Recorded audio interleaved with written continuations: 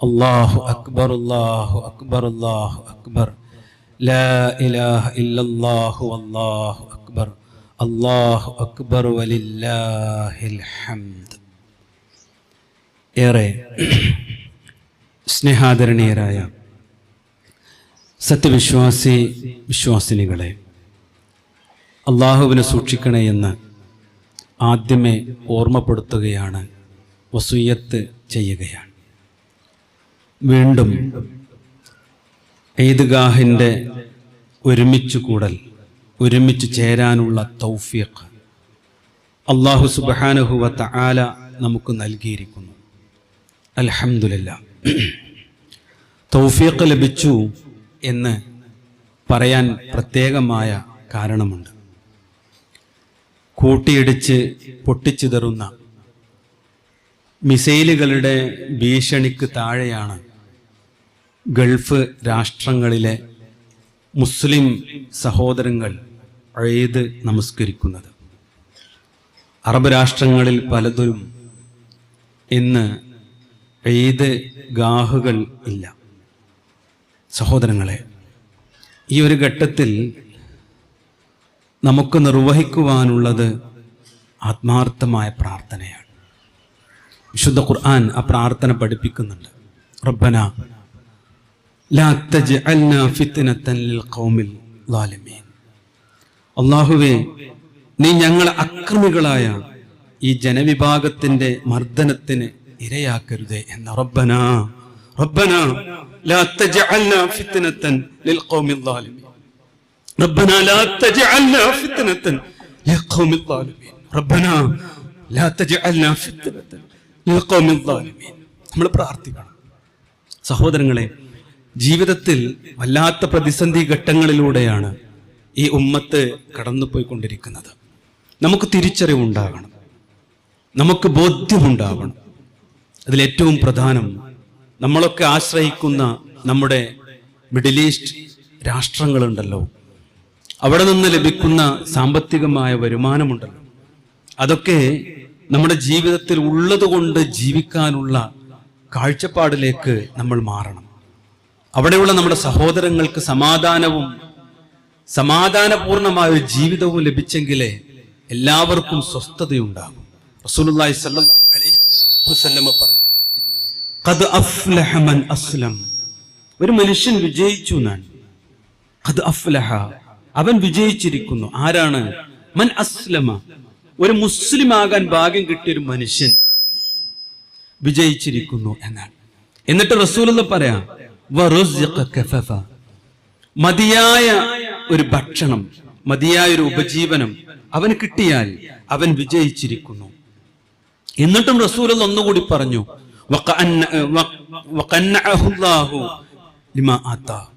അവന് അള്ളാഹു നൽകിയത് കൊണ്ട് സംതൃപ്തിയോടുകൂടി ജീവിക്കാനും കൂടി കഴിഞ്ഞാൽ അവൻ സമ്പൂർണ്ണ വിജയിയായി എന്നാണ്.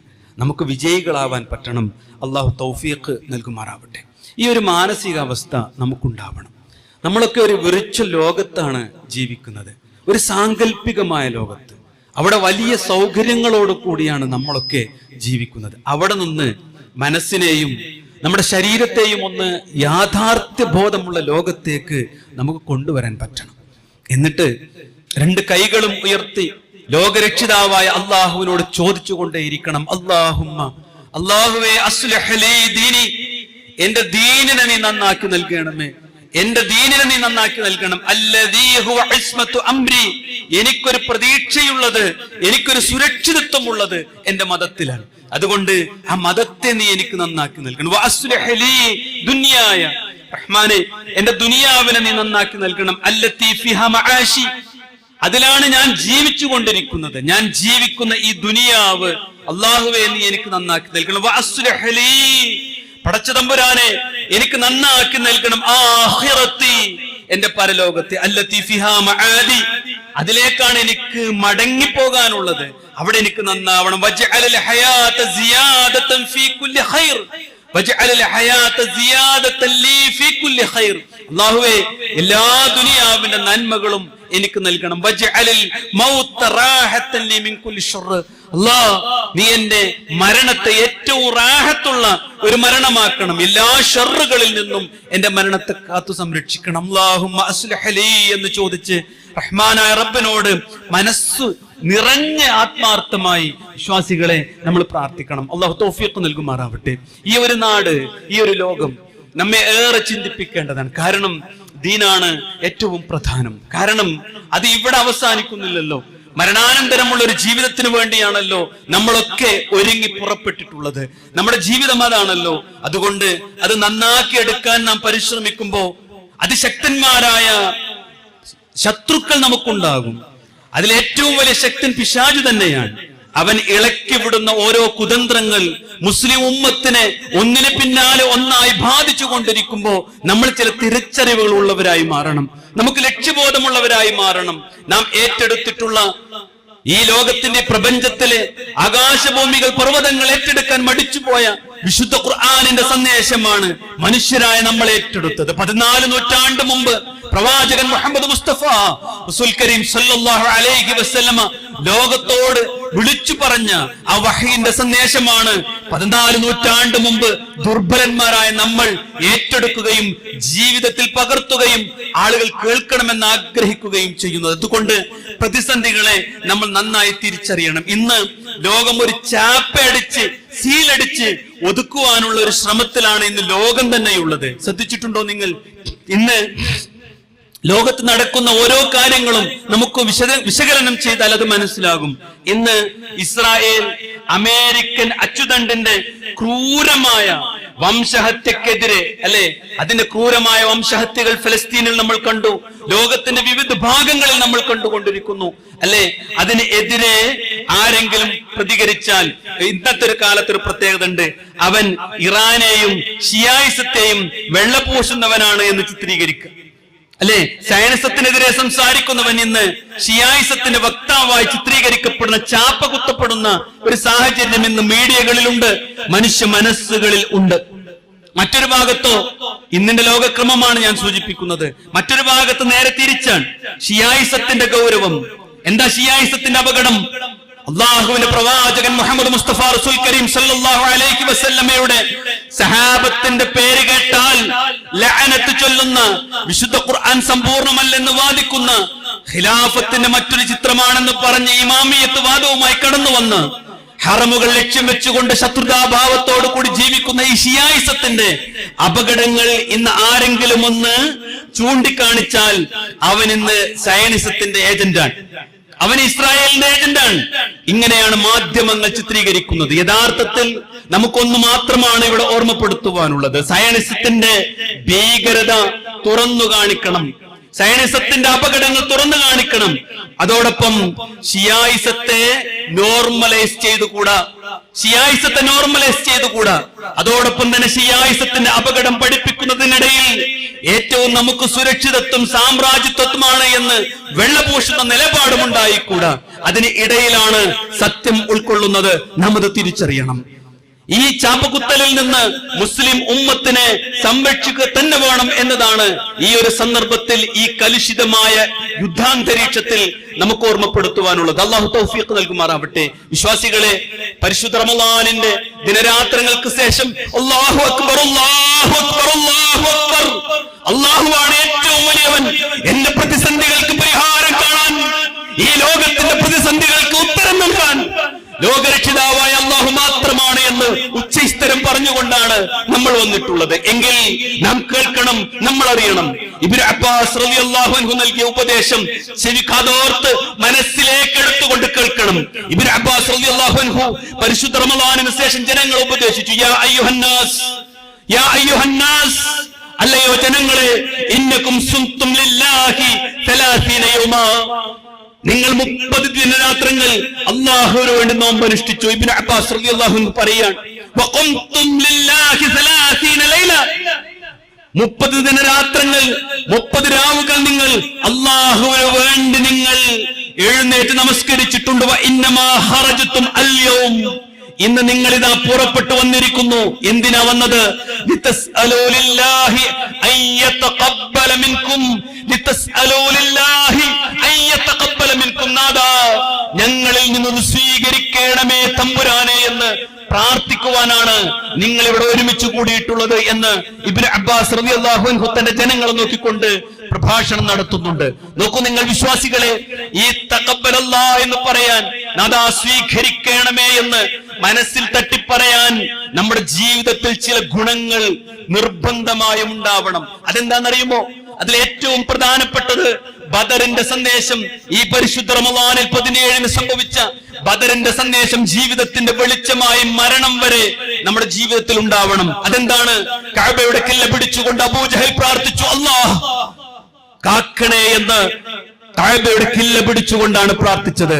പ്രവാചകൻ മുഹമ്മദ് മുസ്തഫ റസൂൽ കരീം സല്ലല്ലാഹു അലൈഹി വസല്ലം ബദറിന്റെ രണഭൂമിയിൽ, നാദാ, ഈ ഒരു കൊച്ചു സംഘത്തെ എങ്ങാനും നീ നശിപ്പിച്ചാൽ ഈ ലോകത്ത് മുസ്ലിമീങ്ങൾ ഉണ്ടാവുകയില്ല എന്നല്ല പ്രവാചകൻ പഠിപ്പിച്ചത്. നിന്നെ മാത്രം റഹ്മാനെ, നിന്നെ മാത്രം വിളിച്ചു പ്രാർത്ഥിക്കുന്ന ഒരു കൊച്ചു സംഘം ഈ ദുനിയാവിൽ നിന്ന് വിഭാടനം ചെയ്യപ്പെടും.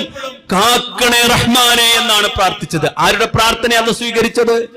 ശിർക്ക് ചെയ്യാത്തവന്റെ പ്രാർത്ഥന, അള്ളാഹുവിനോട് മാത്രമുള്ളവന്റെ പ്രാർത്ഥന, അള്ളാഹുവിനോട് മാത്രം ചോദിച്ചപ്പോഴുള്ള പ്രാർത്ഥനയാണ്.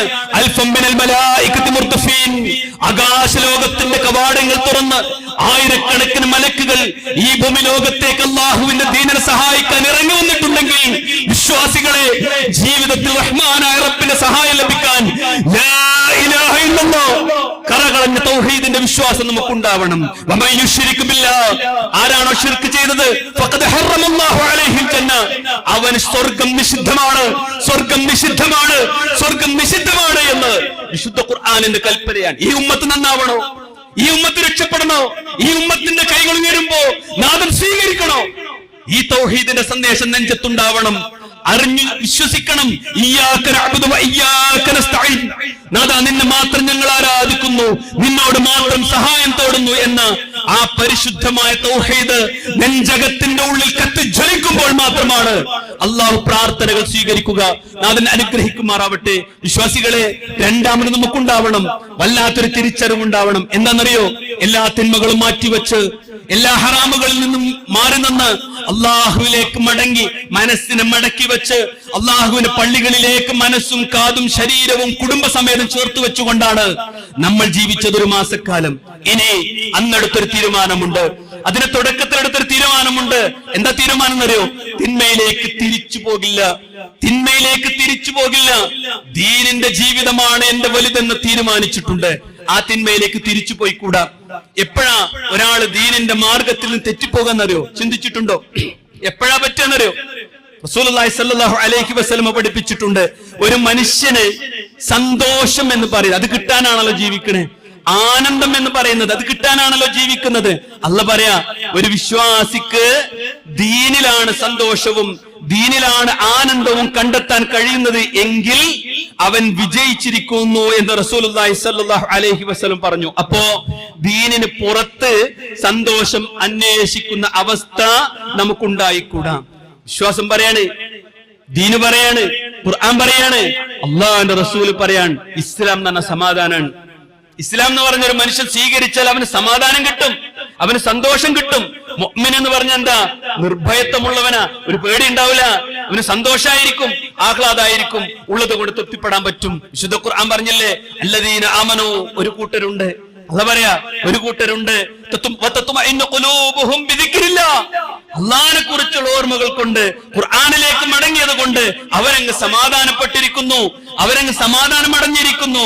എന്നിട്ട് അല്ലാഹ് ഒന്നുകൂടി വ്യക്തമാക്കിയില്ലേ, അലാ ബിദിക്രില്ലാഹി തത്മഇന്നുൽ ഖുലൂബ്, മനുഷ്യ മനസ്സുകൾ സമാധാനം അടയാനുള്ള ഏക മാർഗം ദീന് മാത്രമാണ്, അള്ളാഹുവിലേക്കുള്ള ഓർമ്മകളിലേക്കുള്ള മടക്കം മാത്രമാണ് എന്ന് നമ്മൾ പഠിച്ചു. ഈ റമളാനിൽ നമ്മൾ സന്തോഷിച്ചിട്ടുണ്ട്. വലിയ പ്രയാസങ്ങളൊക്കെ ഉണ്ടായിരുന്നു, ഒക്കെ നമ്മൾ മറന്നു. രോഗം ഉണ്ടായിരുന്നു, നമ്മളെ പ്രതിസന്ധിയിലാക്കിയിട്ടില്ല, ഒക്കെ നമ്മൾ മറന്ന് റബ്ബേ ഒരു സമാധാനത്തോടു കൂടി ജീവിച്ചു. ഇത് നമുക്ക് നഷ്ടപ്പെട്ടുകൂടാ, ഇത് നഷ്ടപ്പെട്ടുകൂടാ. നമ്മുടെ ജീവിതത്തിൽ സമാധാനം ലഭിച്ചിട്ടുണ്ടോ എന്ന് നമുക്കൊന്ന് പരിശോധിക്കാം സുഹൃത്തുക്കളെ. നമുക്കൊന്ന് പരിശോധിക്കാൻ ചില ചോദ്യങ്ങൾക്ക് ഉത്തരം സ്വന്തത്തോടൊന്ന് ചോദിച്ചു നോക്കുക. ചോദ്യം ഉത്തരം കിട്ടുന്നുണ്ടോ? നമസ്കാരം അല്ലേ, 5 നേരത്തെ നമസ്കാരത്തിന് ചിട്ടയുണ്ടായിരുന്നു. അതിൽ നിന്ന് കിട്ടേണ്ടുന്നൊരു സംതൃപ്തി മണിക്കൂർ കണക്കിൽ റീൽസ് കാണുമ്പോഴാണോ നമുക്ക് കിട്ടുന്നത്? ചിന്തിക്കും. ഒരു ആഹ്ലാദം, ഒരു സന്തോഷം, സമയം പോണത് അറിയാത്തതൊക്കെ നമ്മുടെ ജീവിതത്തിൽ അനുഭവിക്കുന്നത് മൊബൈൽ ഫോണിന്റെ റീൽസിന്റെ ലോകത്താണോ? എങ്കിൽ ഈ റമളാൻ ഒരു ഗുണവും ചെയ്തിട്ടില്ല. അള്ളാഹു കാക്കുമാറാവട്ടെ. അള്ളാഹു കാക്കുമാറാവട്ടെ. നമസ്കാരത്തിൽ നിന്ന് ആ ഒരു ആനന്ദം നമുക്ക് കിട്ടുന്നുണ്ടോ?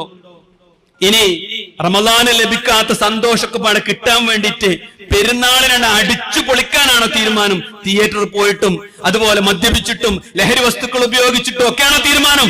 ഉണ്ടോ? എങ്കിൽ ഈ റമളാൻ ഒരു ഫലവും നമുക്ക് ചെയ്തിട്ടില്ല. അതുകൊണ്ട് റമളാന് ലഭിക്കാത്ത ഒരു സന്തോഷം പെരുന്നാളിന് തിയേറ്ററിലും മറ്റു കാര്യങ്ങളിലും പോകുമ്പോഴാണ് ലഭിക്കുന്നത് എങ്കിൽ റമളാൻ നമ്മെ പരിഗണിച്ചിട്ടില്ല എന്നർത്ഥം.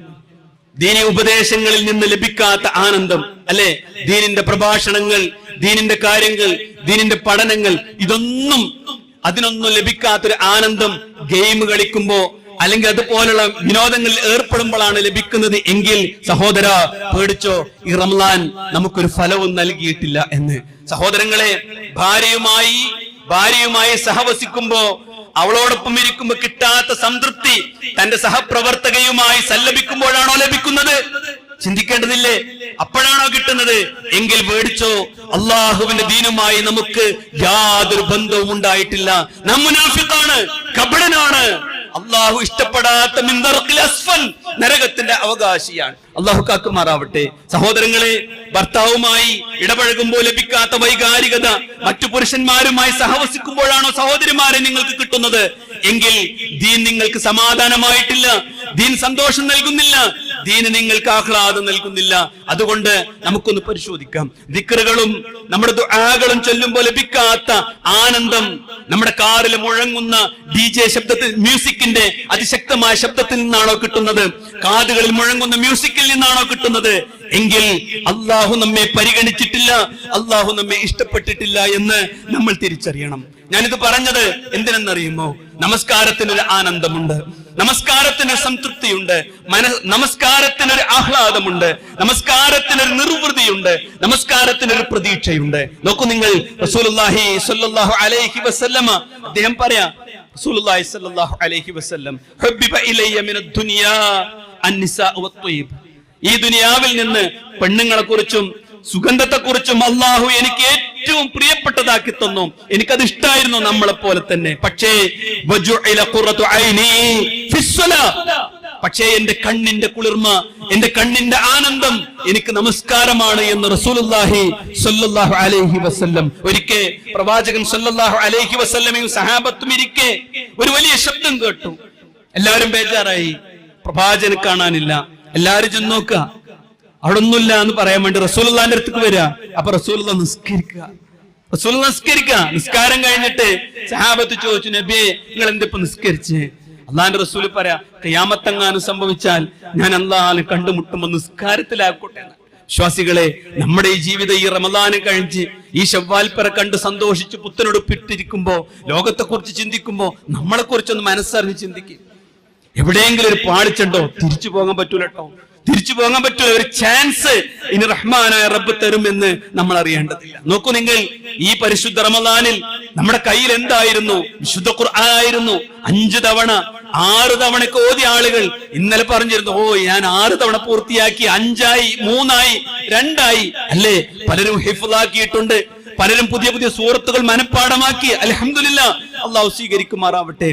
അതാണ് മുസ്ലിമിന്റെ സന്തോഷം, അതാണ് മുഅ്മിനിന്റെ ആഹ്ലാദം.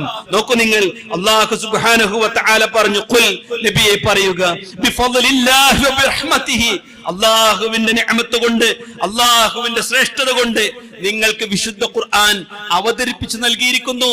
അതാണ് ഏറ്റവും വലിയ ആനന്ദം. ഫബിദാലിക ഫൽയഫ്റഹൂ, അതുകൊണ്ട് നിങ്ങൾ സന്തോഷിക്കുക. അതിന്റെ പാരായണം, അതിന്റെ പഠനം, അത് കേൾക്കാനും അത് ഉൾക്കൊള്ളാനുമുള്ള സംതൃപ്തി നമ്മുടെ മനസ്സിലേക്ക് ഉണ്ടാകുക. എന്നിട്ട് അള്ളാഹ് പറഞ്ഞെന്താണെന്നറിയോ? ഹുവ, അതാട്ടോ, ഖൈറും മിമ്മാ യജ്മഊൻ, നിങ്ങൾ എന്തൊക്കെ സമ്പാദിച്ചു കൂട്ടിയാലും, എന്തൊക്കെ സ്വർണമോ കച്ചവടമോ ബിൽഡിങ്ങോ ജോലിയോ എന്തൊക്കെ സമ്പാദിച്ചു കൂട്ടിയാലും അതിനേക്കാൾ മികച്ചു നിൽക്കുന്നത് ഈ വിശുദ്ധ ഖുർആൻ ആണ് എന്ന് അല്ലാഹു സുബ്ഹാനഹു വ തആല നമ്മെ പഠിപ്പിച്ചിട്ടുണ്ട്. അതുകൊണ്ടാണ് റസൂലുള്ളാഹി പറഞ്ഞത് ലൈസൽ ഗിന, ഒരു ധന്യത, സന്തോഷം എന്നൊക്കെ പറയുന്നത് അൻ കസ്റത്തുൽ അർള്, ഭൗതികമായ സ്വത്ത് കിട്ടുന്നതിനല്ല. കുറേ സ്വത്ത് ഉണ്ടായതിനെ കൊണ്ടൊന്നും ആർക്കും ഒരു സന്തോഷം ഉണ്ടാവില്ല.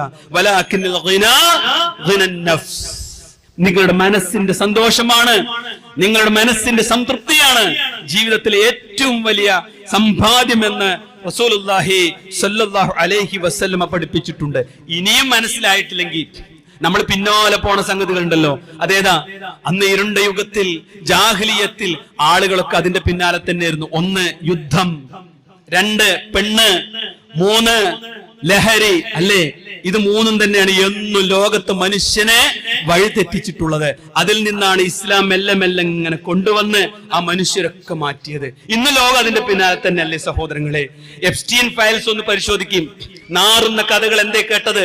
ലോകത്ത് വലിയ വിദ്യാഭ്യാസമുള്ളവർ, ലോകത്തിന്റെ ഏറ്റവും അമരങ്ങളിൽ ഇരിക്കുന്നവർ, ലോകത്തെ തന്നെ നിയന്ത്രിക്കുന്നവർ ഈ 3 കാര്യങ്ങൾക്ക് വേണ്ടി ഒരു ദ്വീപിലേക്ക് കടന്നുപോയി മ്ലേച്ഛതകളുടെ ലോകത്ത് അഭിരമിച്ചതിന്റെ ചിത്രമാണ് എപ്സ്റ്റീൻ ഫയൽസുകൾ പറഞ്ഞത്. ഇന്നും ആധുനിക ലോകവും അതന്നെ കഥ.